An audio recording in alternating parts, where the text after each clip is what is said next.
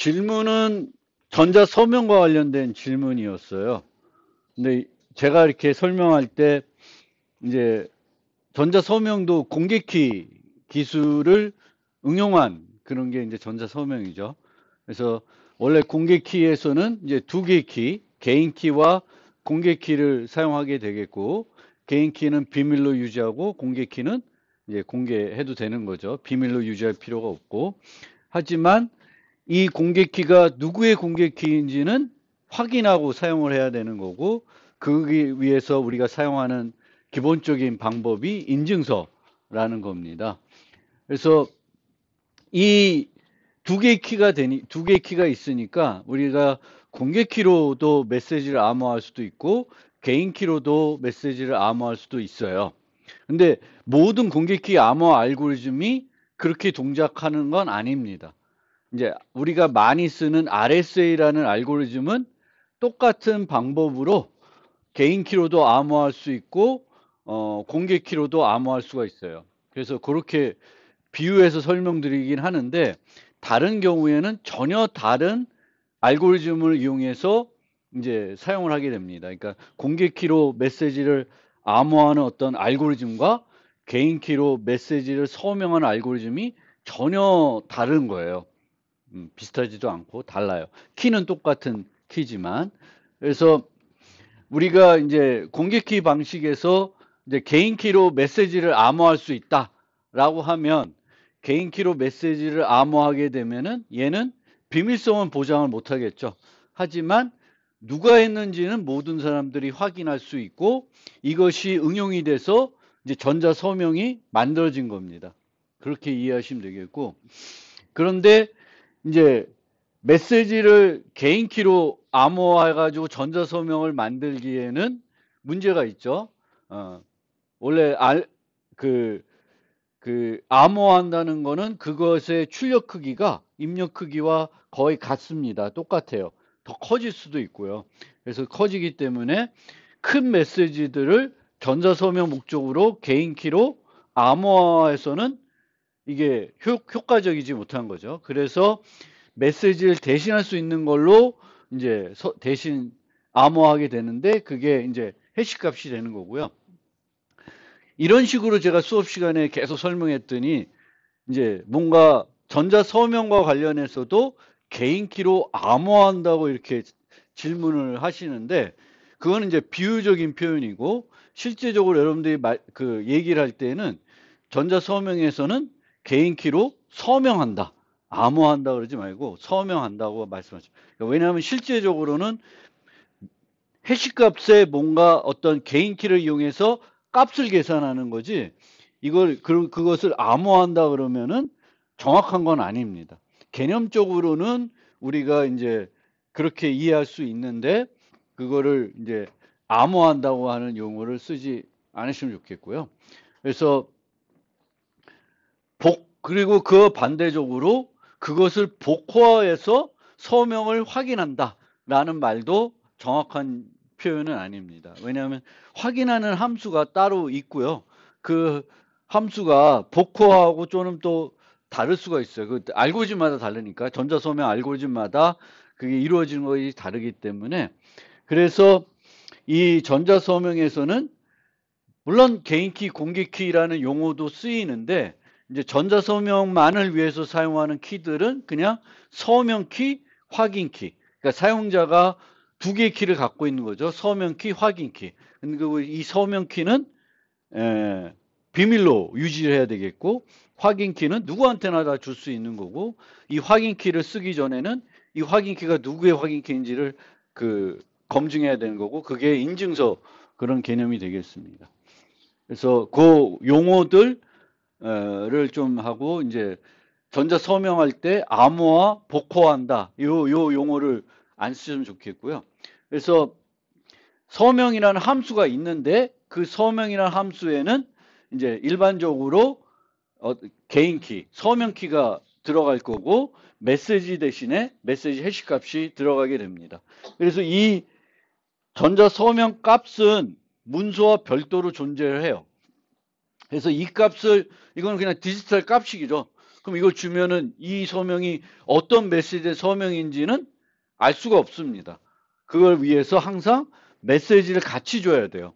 그래서 서명을 확인할 때에는 서명값 그리고 메시지 그 다음에 확인키가 들어가는 거죠. 그러면 얘를 이용해서 확인하게 되면은 이 서명은 이 메시지에 대해서 플러스 K에 대응되는 마이너스 K로 서명한 유효한 서명이 되는 겁니다.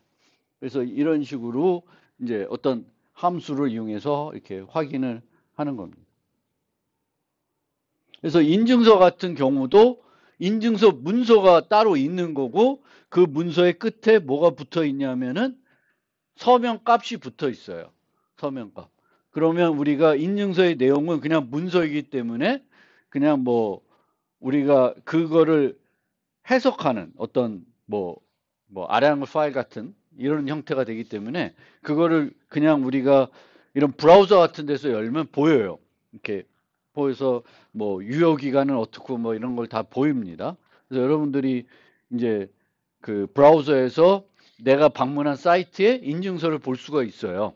그럼 인증서의 이 문서는 다 볼 수가 있는 거죠. 근데 이 인증서의 문서가 유효한 건지, 이 인증서가 구글 거라고 하는데 이게 구글 거가 맞는지는 이제 서명 값을 확인해야 되는 거고, 이 서명 값을 확인할 때에는 이런 어떤 정해진 함수가 있고 거기에다가 이제 이걸 넣으면은 확인이 되는 거고요.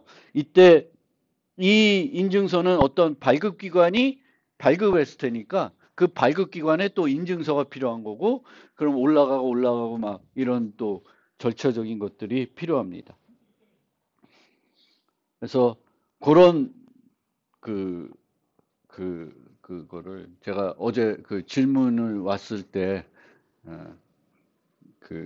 정확하게 이해를 못하고 계셔서 이제 혹시 많은 친구들이 그렇게 잘못 이해하고 있지 않을까 해서 그 말씀드린 거고, 제가 생각해도 수업 시간에 계속 개인키로 암호화해서 전자 서명하고 뭐 이런 얘기를 계속 했기 때문에 그걸로 뭔가 이제 나중에도 표현을 하실 것 같아서 이제 전자 서명에서는 이제 암호화 복화하는 표현은 맞지 않는 표현이다. 특히 뭐 RSA 같은 경우에는 그게 조금 따라가 할 수 있는데 실질적으로 메시지 자체에 암호화 복화하는 게 아니기 때문에 그 암호화 복화라는 용어는 이제 비밀성을 보장할 때 우리가 이제 메시지를 암호화하고 복화하고 이런 거고, 전자 서명을 할 때는 서명하고 확인하고 이런 용어로 쓰시면 되겠습니다. 근데 뭐 그렇게 되는 거고요. 어쨌든 뭐 공부하시면서 뭔가 궁금한 것이 있으면 카톡이나 뭐 기타 등등 방법으로 질문을 해주시고요. 이제 네 번째 노트를 이제 나가 보겠습니다. 그래서 네 번째 노트에서는 이제 암호 프로토콜을 좀 소개를 할 거예요. 그래서 암호 알고리즘 우리가 이제 정보보호 기술로 이제 많이 사용하는 5가지 암호 알고리즘을 소개를 해드렸어요. 되게 상위 레벨 수준에서 안에 어떻게 생겼는지도 모르지만 이제 얘가 어떤 용도로 쓰이고 뭐 그런 특징들을 이 5가지 설명드렸고, 그 다음에 이제 우리가 실제적으로 암호 알고리즘을 쓸 수도 있겠지만 대부분은 이 암호 알고리즘 이용해서 프로토콜을 만들고 그 프로토콜을 통해서 어떤 서비스들을 우리가 사용하게 됩니다. 그래서 이제 암호 프로토콜에 대해서 좀 기본적인 개념들을 살펴보겠습니다. 그래서 프로토콜은 알고리즘과 달리 2명 이상이 참여해서 뭔가 목적을 달성하기 위해서 하는 어떤 단계, 이 절차가 프로토콜이 되는 거죠. 그래서 알고리즘은 혼자 이렇게 하는 거고 프로토콜은 여러 명이 하는 건데, 우리가 관심 있어 하는 프로토콜은 다 통신 프로토콜이에요. 통신 프로토콜이라는 거는 원격에 있는 참여자들이 메시지를 주고받아서, 통신 메시지를 주고받아서 어떤 목적을 달성하기 위해서 이런 메시지들을 주고받는 통신 프로토콜들을 말해요. 그래서 HTTP라는 프로토콜이 있으면 이 프로토콜은 이제 웹서버에 있는 웹 문서를 내가 가지고 와서 브라우저에서 보이게 해주는 프로토콜이 되는 거고, SMTP는 메일을 이렇게 발송해주는 프로토콜이고, 뭐 기타 등등 여러분들이 실제 많은 프로토콜들을 사용하고 있죠. 카톡도 무슨 통신 프로토콜 써서 카톡 메시지들을 주고받을 겁니다. 그래서 그게 이제 통신 프로토콜인데, 이 통신 프로토콜을 우리가 기술할 때는 핵심적인 건 메시지들이에요. 어떤 메시지들을 교환하냐. 이 목적을 달성하기 위해서 어떤 메시지들을 어떤 형태로 교환하냐. 그래서 프로토콜을 간단하게 설명할 때는 주고받는 메시지만 나열해가지고 설명을 많이 합니다. 그런데 혹시 RFC 같은 표준 문서들을 보신 분들 없겠죠? 근데 그런 문서들을 보면은 이제 메시지를 받았을 때 해야 되는 일들 뭐 상세하게, 또 메시지들이 몇 바이트고 뭐 어떤 규격이고 뭐 상세해요. 근데 그런 것들을 우리가 막 프로토콜 소개하면서 다 소개는 하지 않고, 또 그게 중요한 어떤 암호 기술을 소개할 때 중요한 부분도 아니기 때문에, 이제 이 강의에서 이제 프로토콜, 특히 이제 암호 프로토콜을 살펴볼 건데, 이런 프로토콜 소개할 때는 주고받는 메시지들을 위주로 간단하게 서술해서 설명해 드릴 거예요. 하지만 실제 프로토콜은 그거 말고도 뭐 많은 내용들이 있는 거죠. 그래서 이 프로토콜이라는 건 특성은 사전에 알고 있어야 돼요. 참여자들이. 알고 있지 않으면 할 수가 없는 거지. 그래서 약속을 하고 그 약속에 따라서 수행해야 되겠고, 참여자 간에 그 약속을 지킬 것을 이제 동의하고 이루어지는 거고, 당연히 알고리즘도 프로토콜도 마찬가지로 모호하지 않아야 되겠죠. 어떤 메시지를 받았는데 어떻게 해야 될지 모르겠다. 그렇게 되면 프로토콜이 진행될 수가 없겠죠. 항상 정확하게 모호하지 않아야 되겠고, 완전해야 됩니다. 완전성이라는 건 프로토콜이 정상적으로 종료되면 목표한 바가 달성이 돼야 되겠죠. 웹 문서를 볼 수 있어야 되는 거죠. 메일이 전달돼야 되는 거고, 뭐 그런 겁니다. 그래서 이런 형태로 이제 프로토콜이 진행되는데, 이 프로토콜이 우리가 웹 서버를 한번 생각을 하면은 동시에 여러 프로토콜들이, 그러니까 여러 참여자들이 프로토콜을 진행하고 있을 수 있죠.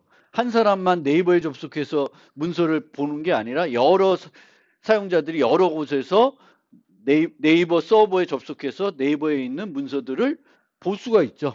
그래서 프로토콜 수행이라고 하는, run이라고 하는 용어는 프로토콜의 이미 단일 수행이에요. 그 하나의 단일 수행을 우리가 이제 살펴보겠죠.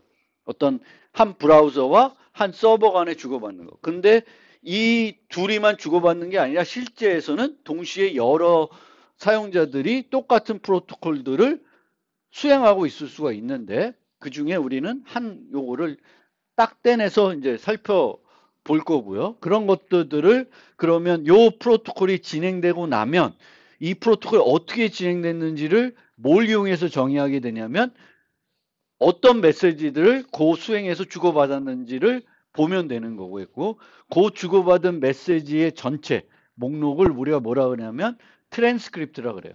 그 프로토콜 수행의 트랜스크립트. 어떤 메시지들을 어떤 순서로 받았는지.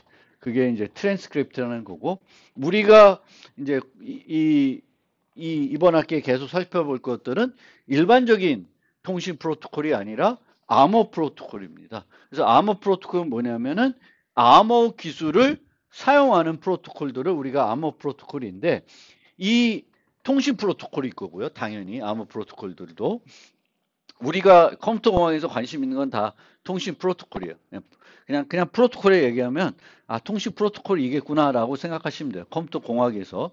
뭐 다른 사회 분야에서는 그 프로토콜이 통신 프로토콜이 아닐 수도 있겠지만, 우리가 이제 공학에서 컴퓨터 공학에서 프로토콜 하면 통신 프로토콜이라고 생각하시면 되겠고, 이 암호 프로토콜에서 암호 기술을 사용하는 목적은 뭐냐면은 각 메시지의 어떤 의미를 보장하고 참여자 또는 제3자가 부당한 이득을 얻지 못하도록 하기 위해서 이제 이 암호 기술을 사용하는 거예요.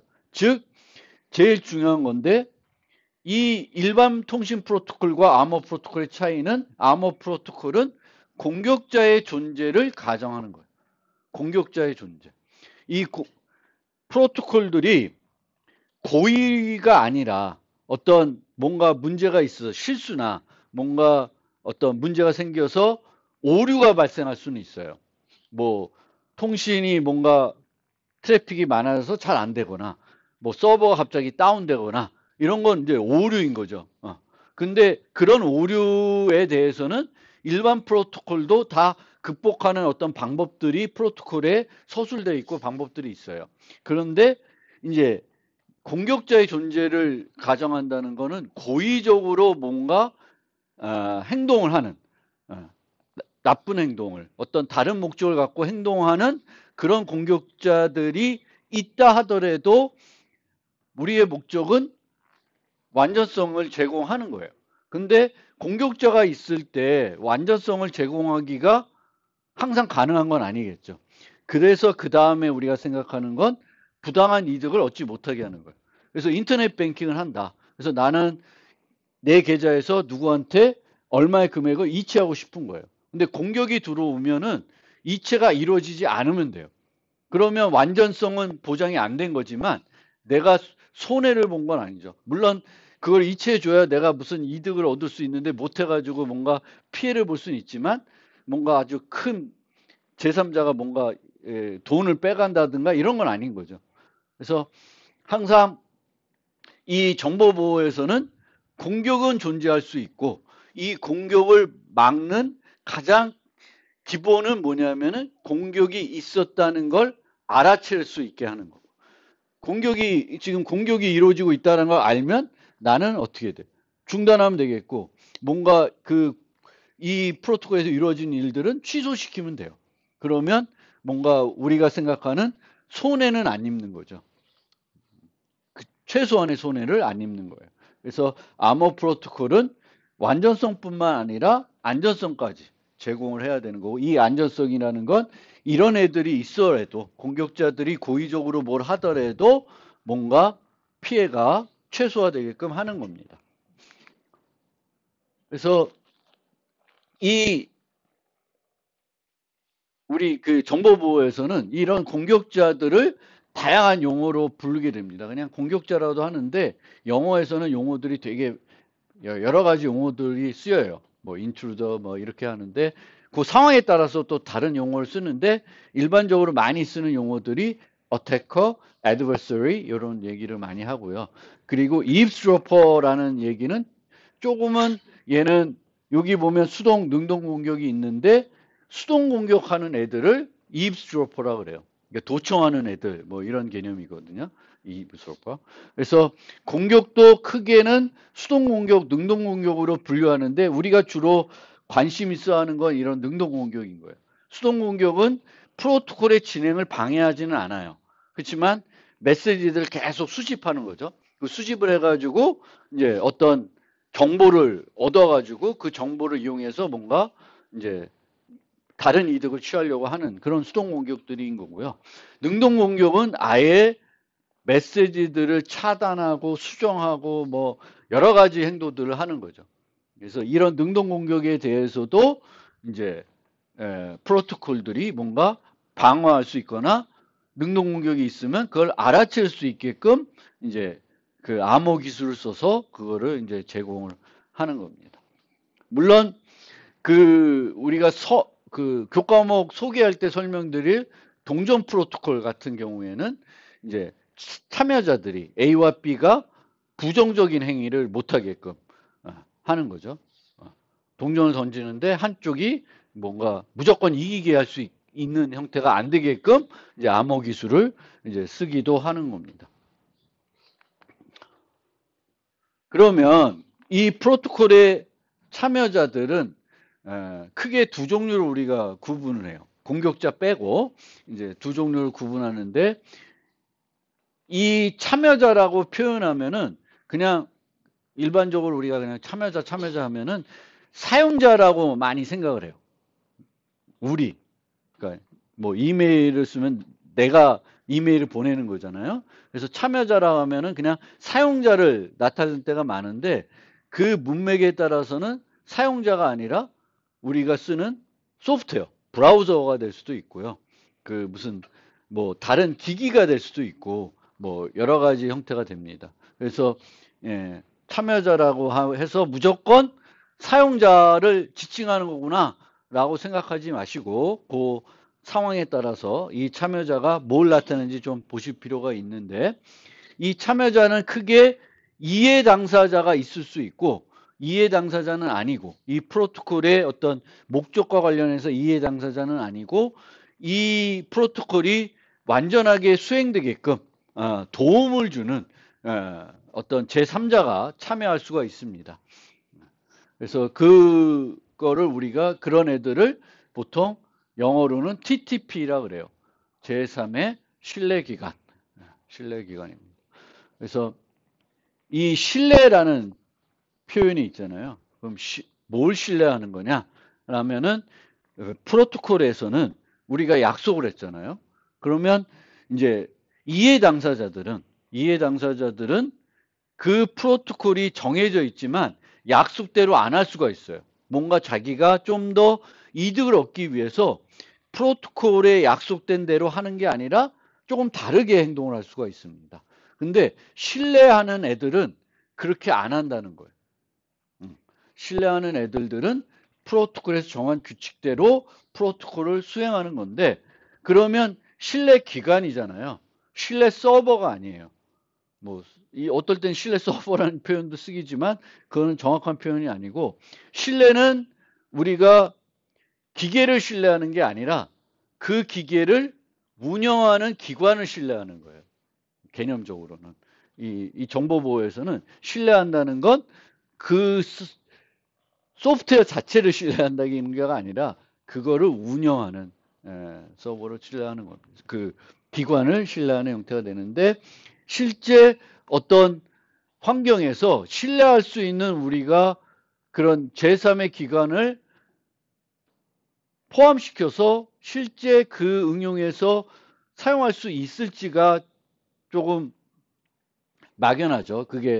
이게 쉬운 게 아니에요. 그런 신뢰기관은. 우리가 보통은 신뢰기관 하면은 이제 정부에서 운영하는 비영리 그런 어떤 기관들, 그러니까 정부 기관들이죠. 그러면 정부 기관들은 이런 나쁜 짓을 안 할 거다라고 신뢰를 하는 형태가 되겠고, 이게 그 비영리 단체가 아니라 이윤을 추구하는 이런 사기업들은 신뢰하기가 어렵다. 이렇게 그게 일반적인 건데 뭐 요즘은 또 그냥 우리 네이버 신뢰하고 카카오톡 신뢰해서 카카오톡 인증서 쓰고 네이버 인증서 쓰니까 그 신뢰 개념이라는 것들이 또 나라마다 또 조금 달라요.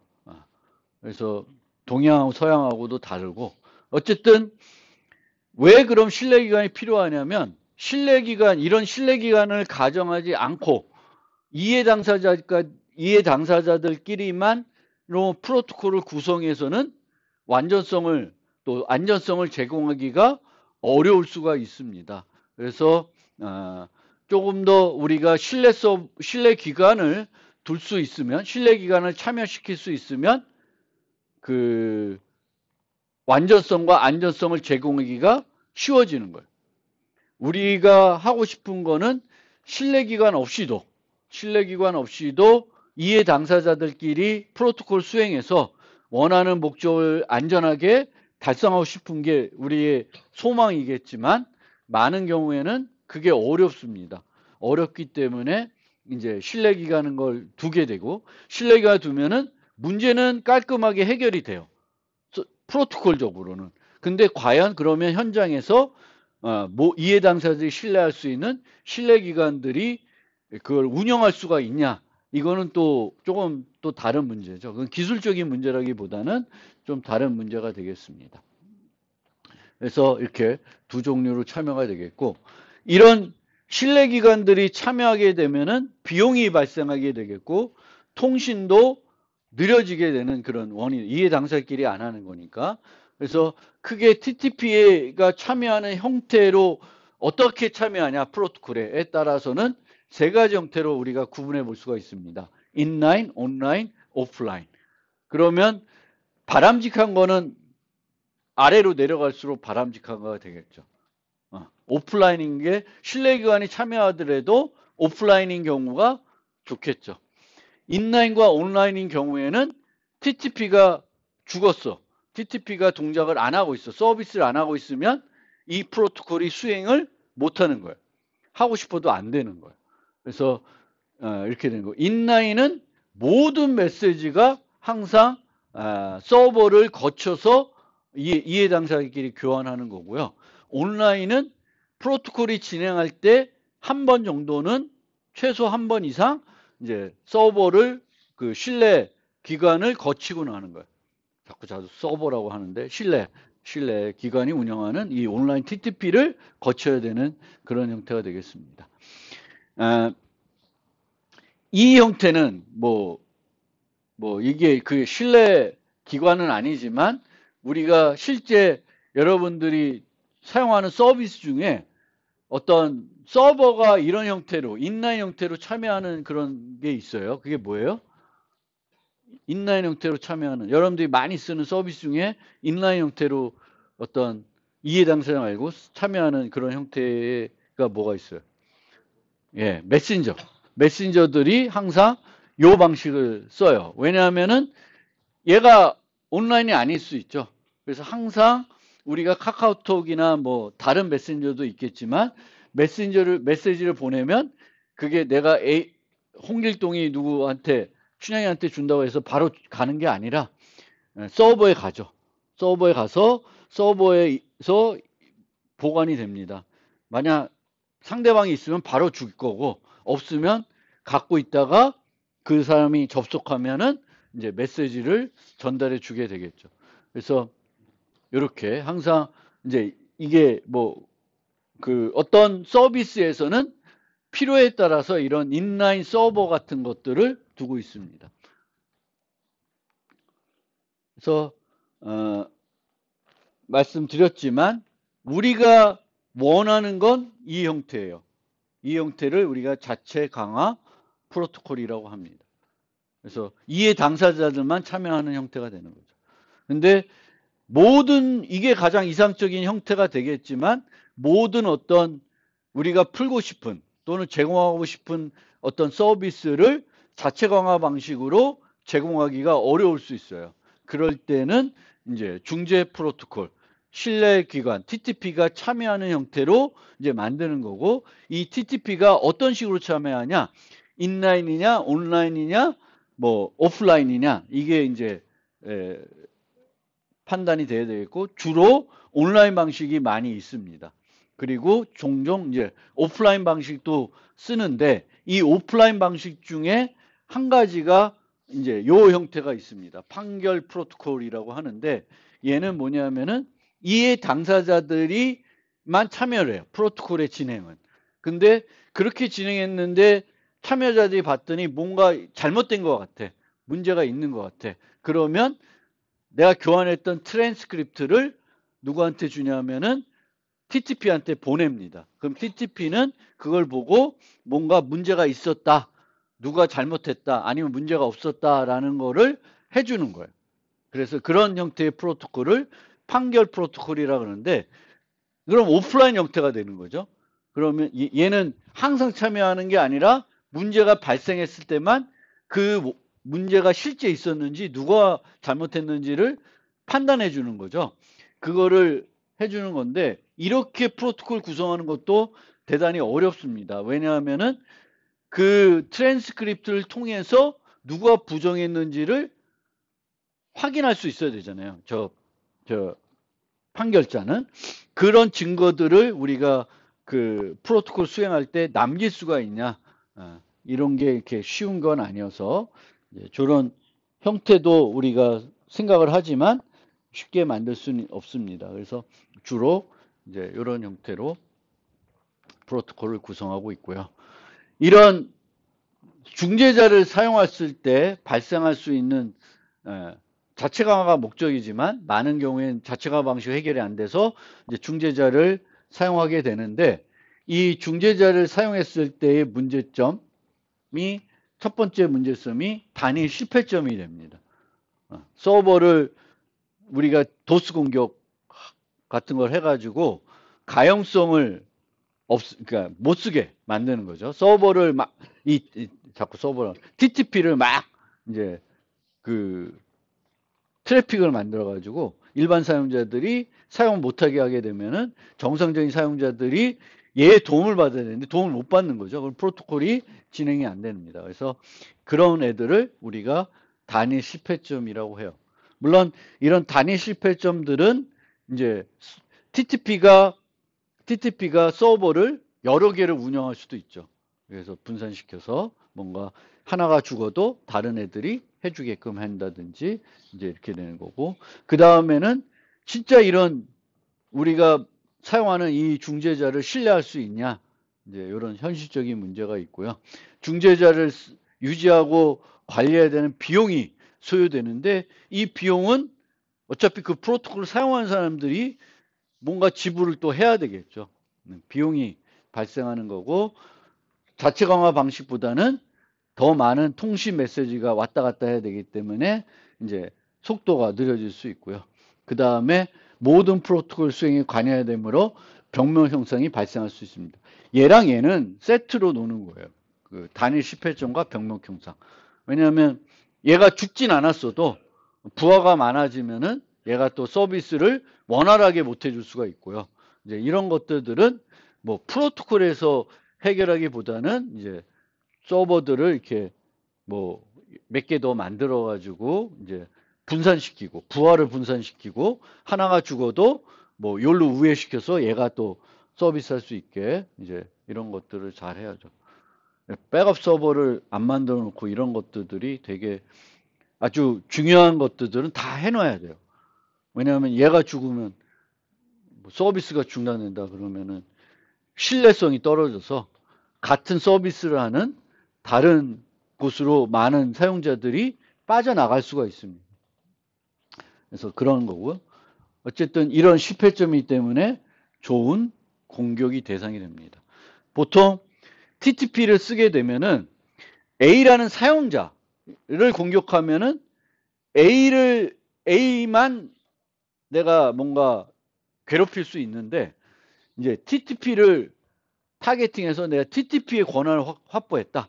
그럼 나는 A가 아니라 모든 사용자를 괴롭힐 수가 있어요. 그러니까 공격자 입장에서는 똑같은 공격 비용이면은 일반 특정 한 사용자만 공격하는 건 의미가 없고, 차라리 TTP를 공격하게 돼서 성공하게 되면은 더 많은 뭔가 그 공격자가 얻고자 하는 거를 얻을 수가 있겠죠. 그래서 보통의 이제 공격자들, 이런 나쁜 사람들은 일반 특정한 사용자를 타겟팅하기보다는 이제 이 중요한 서버들을 타겟팅해서 공격을 하게 되겠습니다.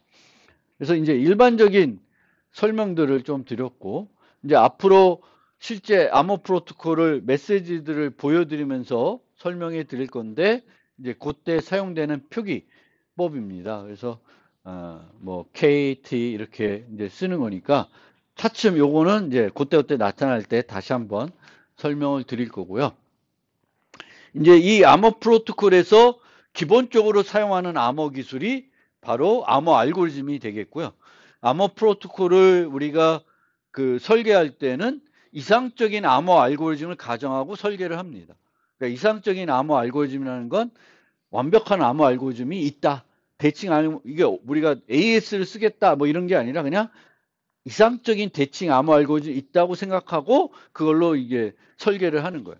근데 설계가 끝나고 나서는 이제 실제 구현할 때는 얘가 어느 정도 강도의 필요한 건지 이런 것들을 명확하게 분석을 해가지고 거기에 맞는 알고리즘을 이용해서 프로토콜을 만들어야 되겠죠. 근데 프로토콜을 만들 때부터 어떤 알고리즘 쓰겠다는 걸 막 고민하기보다는 좀 더 간편하게 설계하기 위해서는 이상적인 대칭 암호 알고리즘이 있다. 이상적인 해시 함수가 있다. 이상적인 공격키 암호가 있다고 가정하고 이제 설계를 들어가게 되겠습니다. 그래서 암호 프로토콜을 설계하는 절차는 소프트웨어를 만드는 절차랑 별 차이가 없어요. 늘 뭘 만들지 간에 우리가 문제 분석하고 분석하고 요구사항 분석하고 뭐 그 설계하고 구현하고 똑같아요. 그래서 이런 마찬가지로 이 암호 프로토콜 설계할 때도 이 프로토콜이 어떤 목적을 달성하기 위한 것이고 어떤 참여자들이 참여를 하게 되겠고 내가 뭐 중재자를 쓰는지 그럼 중재자를 어느 정도 신뢰해야 되는지 뭐 여러 가지 또 어떤 환경에서 동작하는 건지 이게 IoT 디바이스들을 사용하는 건지 핸드폰을 사용하는 건지 일반 PC에서 그냥 인터넷 통신을 이용해서 제공해야 되는 서비스인지 이런 것들을 이제 분석을 하게 되겠습니다. 그리고 이제 여러 가지 가정들 이 참여자들이 어떤 형태로 참여하는지 뭐 얼마나 자주 쓰는 서비스인지 뭐 이런 것들을 쭉 분석을 하게 되겠고요. 어떤 또 이제 암호 프로토콜이니까 어떤 공격들이 가능할지도 이제 살펴보게 되겠습니다. 그래서 그런 우리가 쉽게 생각할 수 있는 공격들에 대해서는 충분히 방어력 있게 설계를 처음부터 하겠죠.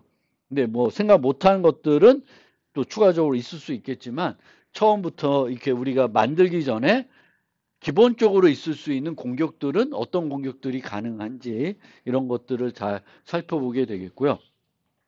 이 공격자에 대한 가정에서 항상 우리가 생각해야 될 게 공모공격입니다. 그러니까 한 사람이 뭔가 권한이 없는 사용자들이 이렇게 공격하는 게 아니라 뭐 내부자가 될 수도 있고 아니면 여러 사용자들이 결합해가지고 뭔가 공모를 해서 공격할 수도 있으니까 그런 것들을 다 고려해가지고 이제 분석을 한 다음에 그 분석을 바탕으로 설계를 하고 설계하고 나서는 실제 이 프로토콜이 우리가 원하는 요구사항을 충족하는지를 뭔가 형식화해서 증명을 하게 되겠고 증명이 돼서 안전하다고 생각하고 효율적이라고 생각하면은 실제 구현을 해서 서비스에 사용을 할 수가 있게 되겠습니다. 그래서 아까 가정이 좀 나왔는데 이제 공모공격 이 개념이 있었는데 이 참여자에 대해서는 보통 우리는 이해 당사자들 간에는 서로 신뢰를 하지 않는다. 신뢰한다는 생각을 안 하는 거죠. 이게 뭐 은행과 고객이 됐든 고객과 인터넷 상점이 됐든 이 둘 간에는 신뢰를 하지 않아도 뭔가 안전하게 상거래가 이루어지고 뱅킹이 이루어질 수 있도록 이제 만들어야 되겠죠. 그리고 이제 암호 프로토콜에서 공격자에 대해서 상황에 따라서 여러 가지 가정들을 하게 되는데 이 가정들은 늘 따라오는 가정이라고 보시면 되겠습니다.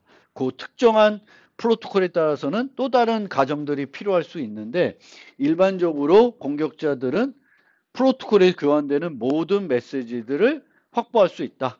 뭐 이거는 현실적인 거죠. 그냥 네트워크로 흘러다니는 메시지들은 쉽게 확보를 할 수가 있습니다. 그걸 확보 못하게 하기는 어렵고요. 또 프로토콜의 진행을 언제든지 방해할 수 있다는 거고요. 그리고 이 공격자들은 그 실제 프로토콜에 참여할 수도 있는 거죠. 예, 권한이 물론 이제 정부에서 쓰는 이런 것들은 일반 참여자는 좀 접근이 어려운데 이제 일반 대중들이 쓰는 어떤 서비스다. 그러면 이거는 뭐 그 사용자가 가입해가지고 공격자가 가입해가지고 정상적으로 이 사용자가 서비스를 사용할 수도 있는 사용자가 되겠죠. 그리고 여러 가지 이제 암호 기술에서 키를 사용할 건데 다른 사용자의 키들이 노출될 수가 있습니다. 그래서 이 경우에는 노출은 불가피할 수가 있는데 노출이 되더라도 그 피해가 최소화되게끔 뭔가 설계를 하도록 이제 노력을 해야 되는 거고요. 이제 여러 사용자들이 공모해서 그러니까 여러 사용자들이 공모한다는 건 뭐 예를 들면 전자선거예요. 그러면 각 사용자들이 뭔가 키를 하나씩 갖고 있어서 투표를 하는데 여러 사용자들이 키를 갖고 있는데 이 사람들이 모여서 뭔가 하면은 3명이면 3개 투표를 해야 되는데 4개, 5개를 할 수 있다. 그러면 깨지는 거죠. 그래서 그런 공모 공격들이 가능한지를 우리가 추가적으로 이제 살펴봐야 되겠습니다. 그래서 이제 기본적인 설명들을 쭉 지금 한 거고, 실제는 조금 프로토콜들을 보면서, 암호 프로토콜을 보면서 어떤 문제가 발생할 수 있고, 뭐 이런 것들을 이제 살펴보려고 그러는데, 그럼 이 얘기가 길어지니까 이제 키 확립 프로토콜이라는 건 우리가 대칭 키를 써서, 물론 대칭 키가 아닌 키를 확립할 수도 있는데, 일반적으로는 이제 대칭 키를 확립하려고 하는 게 원격인 사용자들이.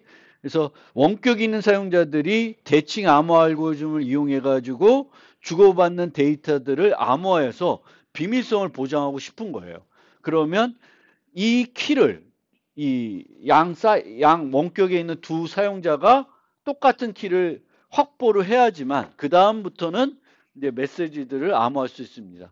대표적으로 웹 브라우저하고 웹 서버가 이 키 확립 프로토콜이라는 걸 써서 키를 확립한 다음에 이제 웹 문서들을 주고받게 됩니다.